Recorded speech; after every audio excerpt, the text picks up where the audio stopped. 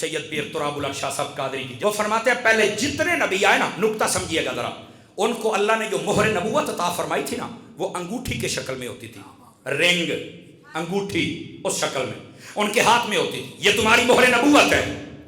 کیا مطلب؟ کہ آپ نبی ہیں، یہ آپ کے پاس ہے، جب تک اللہ چاہے گا رہے گی، پھر یہ آپ کے ہاتھوں سے اترے گی، کسی اور کو پہنا دی جائے گی، پھر وہ نبی بنے گی۔ یہ اشارہ ہوتا تھا سارے نبیوں کے لیے، یہ تھا جب باری آئی نا تیرے اور میرے آقا کی، تو یہ انگوٹھی والی یہ نہیں عطا فرمائی۔